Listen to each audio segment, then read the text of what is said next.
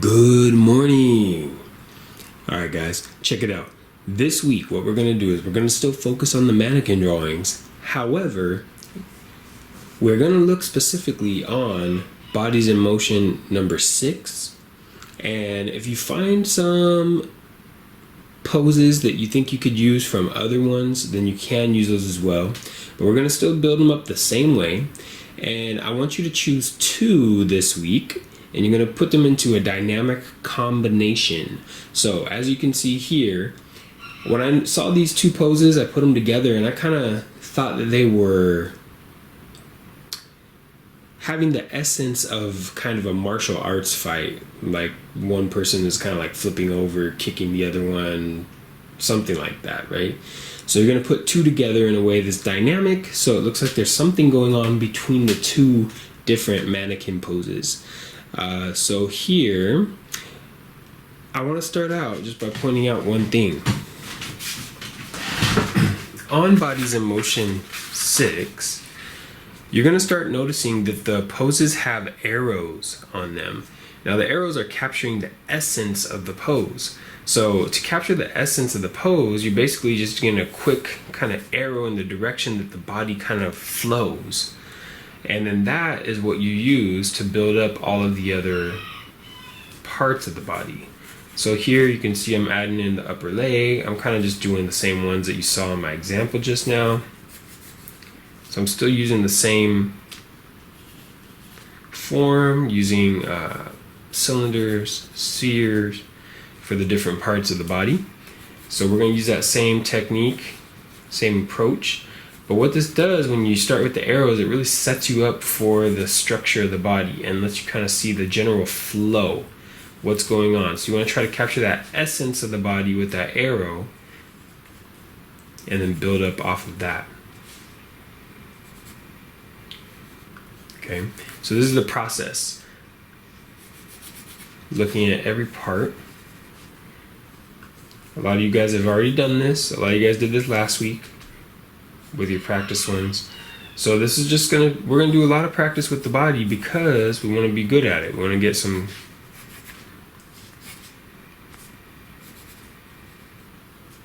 skill with it, so it kind of becomes like a natural thing for us to draw. Okay, so I just need the head on there. It's kind of going like this. Okay, and that arrow is kind of flowing like this, so you can see the body going like whoosh, kind of backwards, falling backwards, right?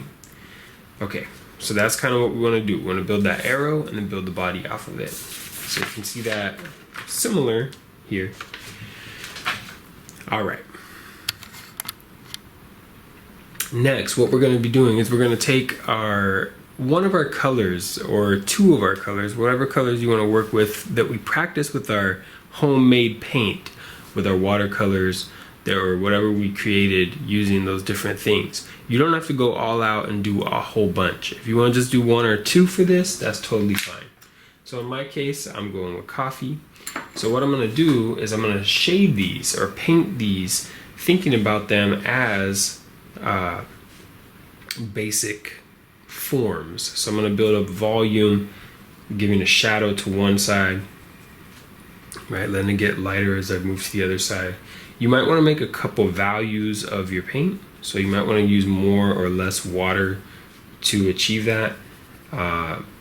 Here right now my values are all pretty similar, so it's going to come out the same on the whole thing. But what I want to do is shade it so that I get one side with a core shadow. I'm going to go to middle values and then highlight, as you guys have learned earlier in the year. And if you came into the class late, you might not have known that, but that's what it is. Core shadow is the darkest shadow on an object. Middle values are the kind of mid-range shadows, and then highlights are the lightest areas where the light hits the object. Okay. So I'm just building up the form in this way so that you can see all the different parts.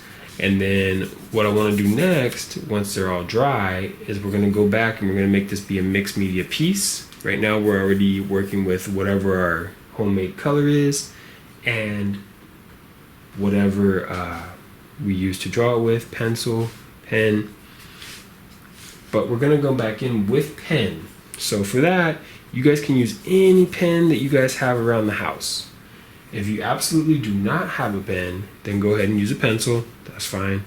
But I would recommend that you guys work with pen. And the reason I want you guys to work with pen is because the pen is going to create a darker contrasting value with whatever you guys have already. Okay, so I'm gonna use a ballpoint pen.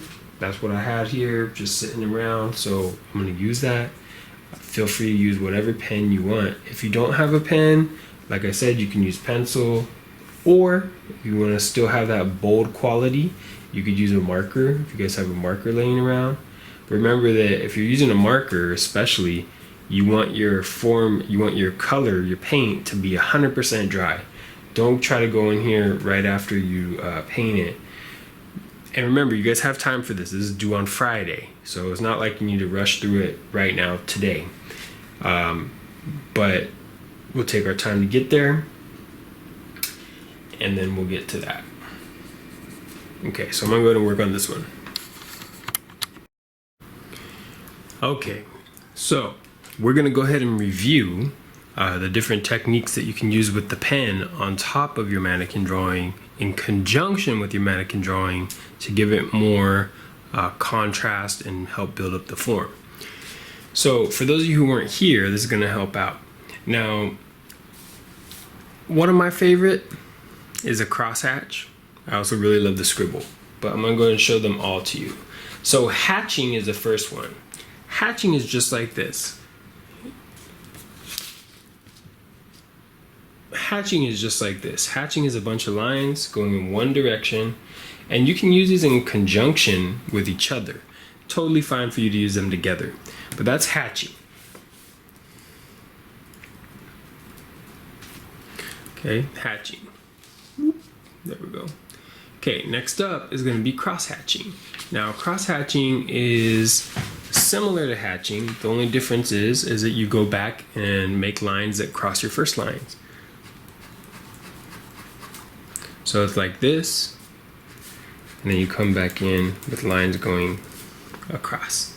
Now, I like cross-hatching when I'm trying to get a darker area. Sometimes I'll combine hatching and cross-hatching. I'm gonna just put X-hatch just to shorten it down, but cross-hatch. Okay, another one is scribble, and it's exactly as it sounds, right? You just scribble until you build up the value that you're looking for.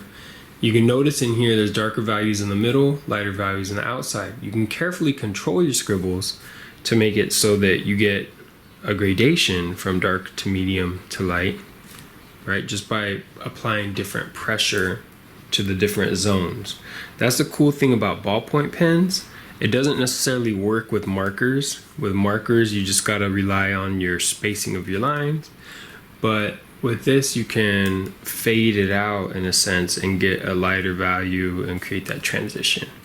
Okay, so that's scribble. And then the last one is gonna be stippling. Okay, stipple.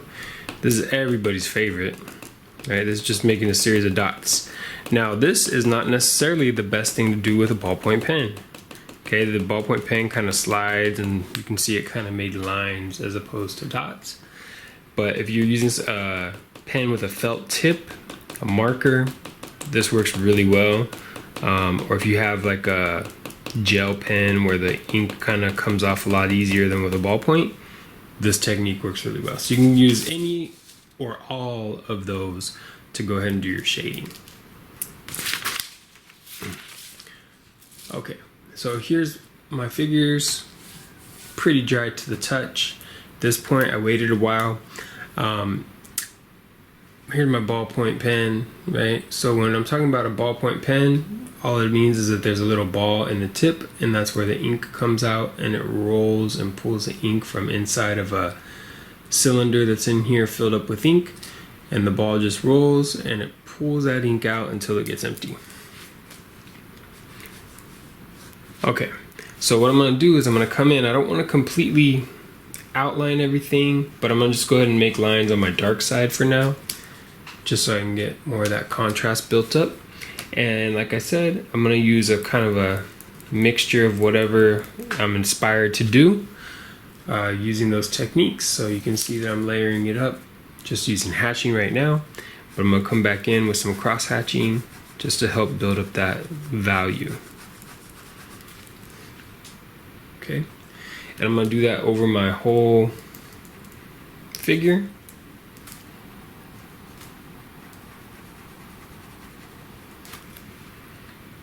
Playing, of course, with the same kinds of values that I've already added in, thinking about how my form is set up, how my core shadows are lying on the figure.